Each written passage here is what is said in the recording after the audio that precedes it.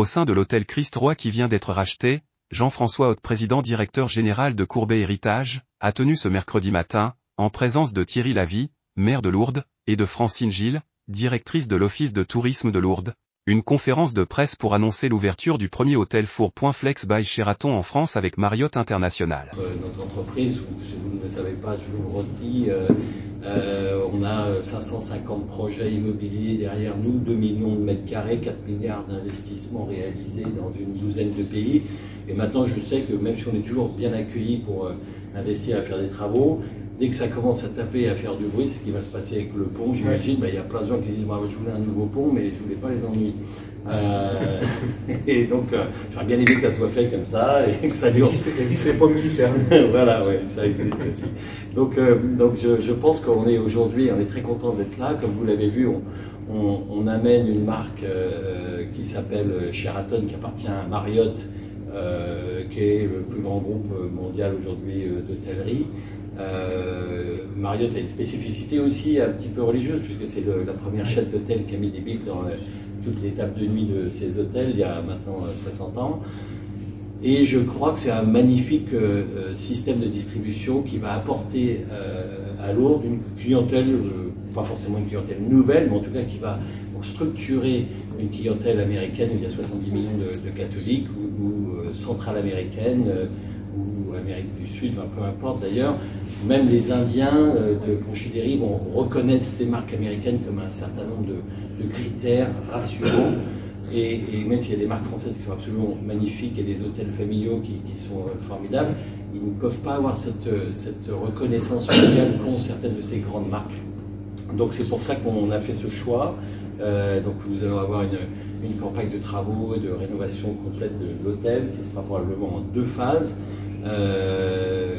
En changeant pratiquement tout pour avoir un produit 3 étoiles plus 4 étoiles qui correspond à cette clientèle-là, qui est souvent une clientèle individuelle ou de petits groupes familiaux qui restent, comme vous l'avez dit tout à l'heure, Madame Gilles, ils font un tour, ils vont aller à Paris, ils vont aller au Vatican, peut-être ils vont aller à Fatima, ils vont aller à d'autres, ils vont parfois aussi aller à la Fashion Week à Paris, parce qu'ils vont aussi profiter de Cannes peut-être, et donc ils vont faire plein de choses en plus de leur voyage à Lourdes, et qui doit être quand même assez festif.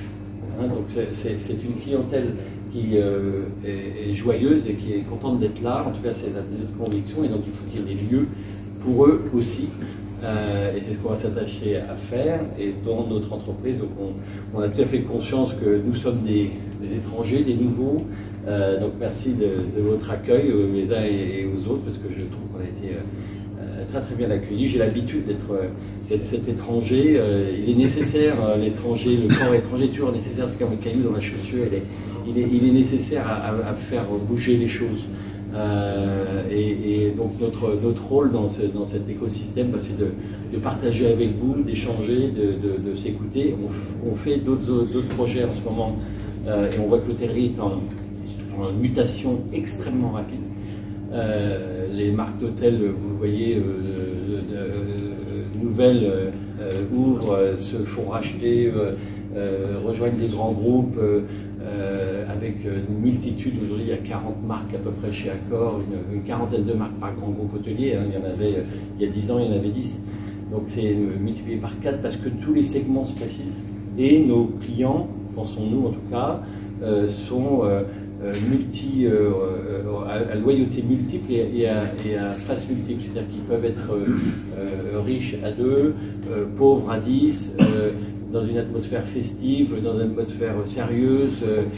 Et c'est la même personne pourtant, c'est le même passeport, c'est la même carte de crédit. Donc il faut un certain nombre de marques différentes. Et je pense que Lourdes, c'est un endroit extraordinaire dans lequel vous allez probablement dans 10 ans avoir 30 ou 40 marques nouvelles qui vont venir s'installer ici pour aller du glamping jusqu'aux 5 étoiles luxe, pour que tout le monde trouve son point d'accueil. En tout cas, donc, si vous avez des questions, je serais content d'y répondre. Mais merci encore une fois de votre intérêt pour le projet. Quelle sera la capacité d'accueil de l'hôtel?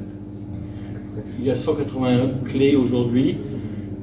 Comme partout à Lourdes, vous avez beaucoup de clés où il y a beaucoup de lits. C'est pour ça que Lourdes donne la fausse impression d'ailleurs d'être un énorme marché en nombre de lits. Mais ça, c'est fini. C'est pour la clientèle dont nous parlons. Une chambre, ça sera une chambre avec un grand lit et il n'y aura que 2 personnes dedans. Donc la capacité de l'hôtel va diminuer, mais le nombre de clés va rester.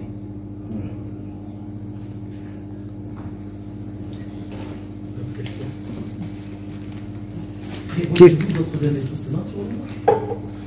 Oui, très probablement, oui.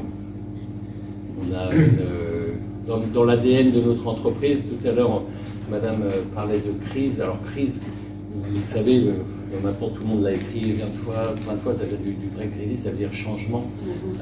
Donc, c'est bon et mauvais. C'est vrai que celle-là, elle est un peu particulière, cette période, mais on a quand même, on a eu 2008, on a eu une crise financière. Beaucoup de gens ont oublié, on a vu la guerre du Golfe 10 ans avant, et puis quelques années avant la guerre du Golfe, on avait eu une crise russe en 1998. Donc on a quand même traversé pas mal de moments de changement dans tous ensemble. Et le Covid était peut-être quelque part pas si grave en termes financiers finalement par rapport à ce qui se passe peut-être en ce moment. Mais c'est un autre sujet, mais donc je crois que dans notre ADN, il y a des moments de retournement. Des moments de retournement où il faut avoir des moyens pour peut-être élargir nos investissements, pour avoir de la masse critique, parce que c'est ça qui quand même crée de l'entraînement. Je vois qu'il y a déjà quand même d'autres groupes, d'autres familles ici qui sont actifs, donc on n'est pas tout seul à avoir cette vision que Monsieur le maire exposait il y a quelques instants. C'est vrai dans plein d'autres endroits. On investit à la Bourbou, on investit dans plein d'endroits de retournement, mais on investit à Prague, on est présent en Pologne, vous savez, nous avons construit quand même ce qui est toujours la plus haute tour résidentielle d'Europe, qui fait 55 étages.